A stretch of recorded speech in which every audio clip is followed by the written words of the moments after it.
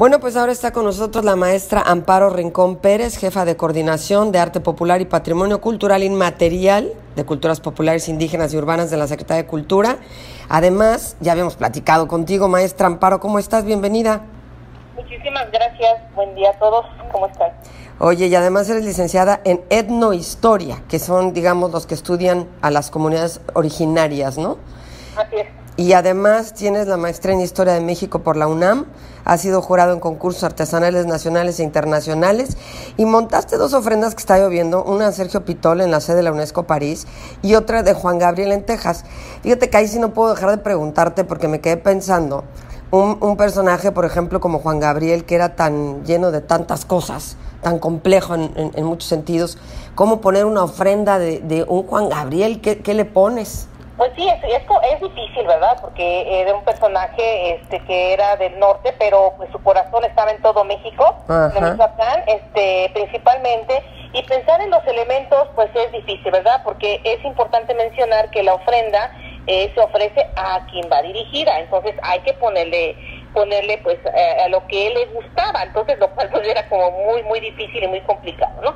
Sin embargo, bueno, el amor a la música estuvo presente, por supuesto, con calaveritas de músicos.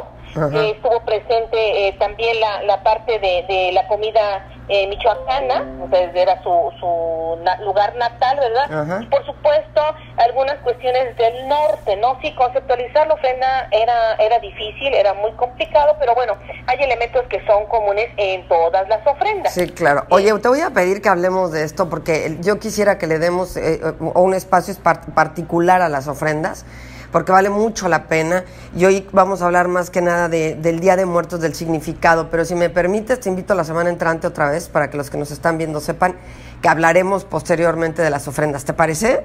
Sí, claro que sí, con mucho gusto. A ver, maestra, ¿por dónde empezamos? Rápidamente, a ver, la vida a través de la muerte, ¿no? La importancia del Día de Muertos para el mexicano y esta mezcla de culturas precolombinas, nuevohispanas que dan origen a este día y a esta celebración tan particular que tenemos. Cuéntanos un poquito. Sí. Pues mira, fíjate que el Día de Muertos está en relación básicamente al ciclo agrícola. De hecho, el ciclo agrícola, como sabemos, empieza por ahí del mes de febrero, ¿verdad? El 2 de febrero, particularmente cuando se conoce como el Día de los Tamales, más allá del Día de la Candelaria, y de ahí son 9 meses hasta el 2 de noviembre. Entonces, el ciclo agrícola empieza con ofrenda y termina con ofrenda, ¿no? Entonces, el ciclo, para las culturas indígenas, principalmente, todo ser vivo es vivo, tiene que morir, ¿verdad? Y volver a renacer. Entonces, es una conmoción muy interesante en ese sentido, porque pues dice un dicho que al cabo para morir nacimos, ¿no? Como decía, otro dicho dice que es una verdad sincera que solo el que no nace llega a ser calavera. O sea, la vida y la muerte están interrelacionadas, una con el otro, forman parte de nuestro ciclo de la vida y las culturas lo saben, por eso es tan importante. Se muere para volver a renacer. Y pues se nace pues para cumplir una función que es importante dentro de nuestra pues nuestro ciclo finalmente, ¿no? O sea, lo que sea. Entonces, esta conceptualización de la vida y la muerte pues ha estado presente desde la época hispánica. Recordemos que hay numerosos pues esculturas que se han encontrado que tienen que ver con la muerte. El famoso Zompantli o muro de calaveras es ejemplo de ello, pero también Coatlicue, nuestra madre o la madre tierra, en su centro tiene una calavera, pero alrededor mazorcas de maíz, ¿no? Entonces hay una simbiosis ahí muy interesante y muy importante que sigue presente. El Día de Muertos, además de ir a los panteones, de la creatividad que existe para todo, de la convivencia, de muchos otros elementos simbólicos, lo más rico pues es la ofrenda, y que se ofrenda pues es una gama de colores con las flores de cempasúchil, con los alimentos como agradecimiento finalmente, pero también con una concepción de que se le ofrece a lo que en vida gustaban nuestros antepasados, los que ya no están con nosotros, los que ya se nos adelantaron en el camino. Uh-huh. Sin embargo, bueno, sabemos que es reconocido como patrimonio cultural inmaterial, pero para los extranjeros han de decir ciertamente, bueno, qué curioso que algo que debiese o es triste, ellos lo hagan alegre. Pero al final, entiendo, esto sería como una canalización de emociones, ¿lo ves así? Es decir, sí, es todo un ritual, ¿no? Este reencuentro espiritual con nuestros seres queridos.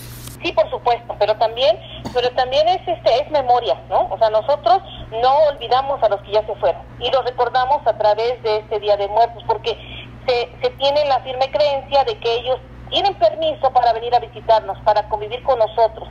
De hecho, en algunos lugares estos rituales pues se acompaña de, se le pone una silla, por ejemplo, que permanece vacía siempre, uh-huh, porque pues él se va a sentar ahí, ¿no? Es como una fiesta donde nosotros hacemos una fiesta y tenemos un invitado especial, y entonces hacemos lo mejor para ese invitado. En este caso, nuestro invitado pues es el que ya no está, es la memoria, este ser que ya no está con nosotros, pero que lo seguimos recordando, y pues hablamos con él. De hecho, en los panteones, en las veladas que hay en la noche, que son en muchos lugares, en Oaxaca, en Michoacán, en Mixquic, en varios lugares, se platica con ellos, ¿no? En Chiapas, por ejemplo, se platica de cómo están los hijos, de qué es lo que ha ocurrido, de qué es lo que ha pasado, de qué, quiénes están enfermos, etcétera. O sea, sí realmente hay un elemento ahí de convivencia y un encuentro y reencuentro con los que ya no están. Uh-huh. Y bueno, evidentemente que envías emociones, o sea, ir al panteón y recordar, pues es el llanto irremediablemente, o es pues la platicadita. Recordemos, por ejemplo, en Pomuche, en Campeche, en donde se sacan los huesitos del difunto para convivir con ellos, ¿no? Ese tipo de cosas, híjole, que sí, hacia afuera se ven, pues, de manera, pues, no sé, extraña, ¿no? En varios lugares es esto, ¿verdad? Esto de sacar los huesos, sí, los limpian, sí, incluso, ¿no? Creo.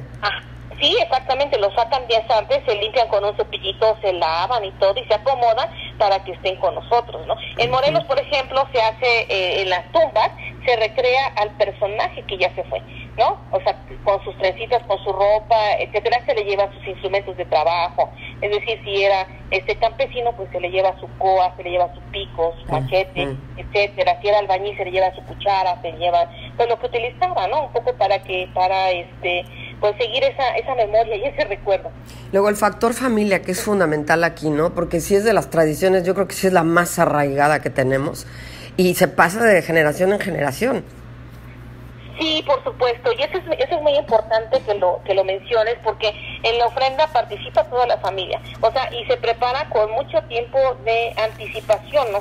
La ofrenda, digo, los días son el 1 y el 2, pero desde muchos meses antes, desde agosto, cuando ya se sembró la semilla del cempasúchil, por ejemplo, o se sembraron algunas cosas que van a servir para la ofrenda, se hacen las servilletas o los manteles que van a cubrir los alimentos, se prepara la loza o se compra para que ellos, los muertos, estrenen la loza. Es cuando se acostumbra el cambiar, digamos, de vajilla, para que ellos que coman y después nosotros poder comer con esa vajilla después. Entonces, implica muchos elementos, ¿no?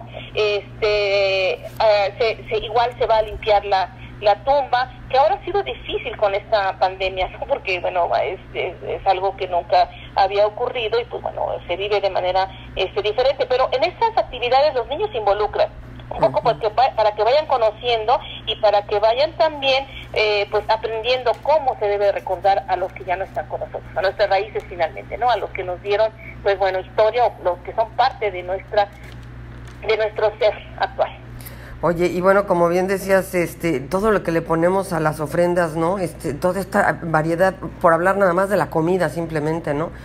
Es comida específicamente de la época, como el dulce de calabaza, bueno, las cempasúchiles claramente. Yo luego trato de quedármelas todo el año y de verdad que sí florean, no las tiren, digo, no son flores, son plantas. El dulce de calabaza, en fin, todo esto que es nada más de esa época en especial. Sí, exactamente. Y mira, en algunos lugares la ofrenda se acompaña, pues, de cítricos, ¿no? O sea, de la mandarina, de la naranja, del limón, de todo lo que es, particularmente de esta época, ¿no? Hay jícamas, por ejemplo, hay caña, el famoso pan de muerto, y hay chayotes en unas ocasiones. De hecho, hay lugares en donde se pide la famosa calaverita. Ajá. Ya, pues, por ejemplo, dicen calabacita tía, ¿no? Entonces van a pedir su calabacita. Pero hay otros lugares en donde se pide la calaverita, y la calaverita es lo que hay en el campo, ¿no? Pueden ser chayotes, pueden ser elotes, pueden ser papas, lo que haya. Y no es de que sean dulces necesariamente, ¿no? Eso no sabía, eso está divino. Pues sí, claro, no, ¿qué importa, no? Es más bien lo que hay, ¿no? Había leído por ahí, que sí me llamó la atención, que se tiene que barrer con hierbas aromáticas antes de poner la ofrenda. Fíjate, eso yo no lo sabía. O sea, en algunos lugares sí, porque porque finalmente los muertos también tienen un olor fétido. Entonces hay que barrer con estas plantas para que no impregnen su olor, okay. ¿no? Y luego también el incienso, que hace que se vaya diluyendo también ese olor, ¿no? Y es característico, o sea, de verdad, es una... El copal también, ¿no? El copal característico también de estas épocas, ¿no? Sí, exactamente. Oye, y también veía que cuando llegan tus muertos a comer o a llevarse o a tomar lo que les dejas, que se llevan el sabor de la comida. Es decir, pues te la dejan sin sabor a nada, se supone. Eso me pareció... Digo, donde no se te venga sentando de a de veras, porque... Finalmente, no estoy diciendo que no exista, pero puede existir en muchas dimensiones, de muchas formas, ¿no? Sí, sí, exactamente. De hecho, bueno, fíjate que a mí me ocurrió una cosa chistosa cuando falleció mi papá. Mi papá falleció en diciembre y estaba revoloteando una mariposa. Yo decía, ay, qué raro que haya mariposas aquí. O sea, y yo estábamos en el novenario, que se acostumbra por tradición familiar, y estaba revoloteando, y yo la asustaba porque estaba ahí muy insistente, y entonces el padre se acercó en lo que se contestaba el rosario y me dijo, no la asuste, dice, porque su papá se está manifestando, ¿no? Entonces, ahí entendí, o sea, fíjate, hasta ese tipo de cuestiones, ¿no? Sí, sí. O cosas que de pronto son extrañas, ¿no? Pueden ocurrir, ¿no? Ahora sí que es una cuestión de creencia también, ¿no? De creer, ¿no? Sí. Que no existe. ¿Y cómo hacer para no perder la tradición? Digo, básicamente hablábamos de la familia y creo que es por ahí, ¿no? Y además no banalizarla, porque al final sí hay una parte mercantil, claramente, de estas fechas, como en las de la Patria, como en las de Navidad y como en las todas, que bueno, pues hay un comercio ahí que es distinto y que también es valioso, porque si no, no habría calaveritas, ni de azúcar, ni de chocolate, ni de todo lo que hay. Pero ¿cómo hacer para no banalizarlo y para no perder la tradición, en tu opinión? Pues mira, primero conociendo la tradición y respetándola. Porque hay quien también no respeta, como tú dices, lo comercializan y entonces de repente piensan que el Día de Muertos pues es el desfile que se hace, es el vestirnos de Catrina, cuando esto en muchas comunidades pues no, o sea, ni existe, aunque sí hay lugares en donde se colocan máscaras, ¿no?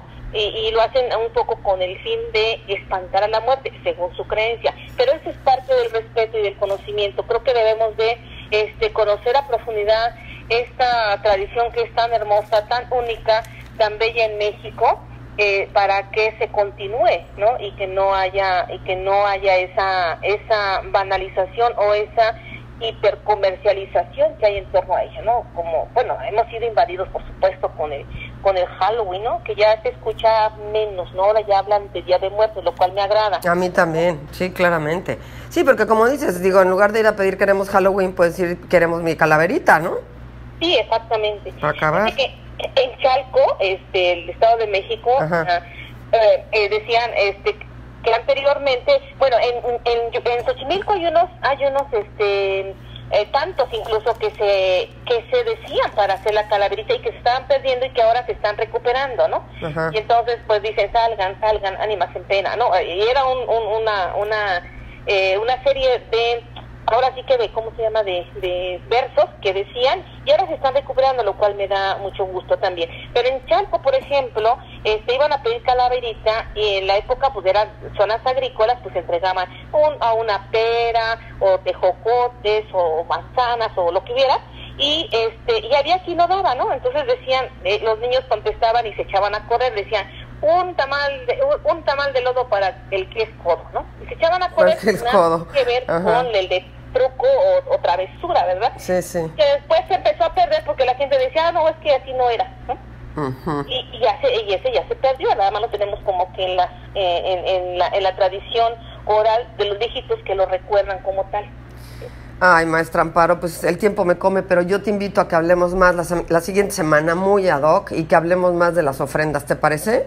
Claro que sí, con mucho gusto. Te agradezco muchísimo, la maestra Amparo Rincón Pérez, que siempre es un deleite comentar contigo los temas. Claro que sí. Gracias, buenas tardes.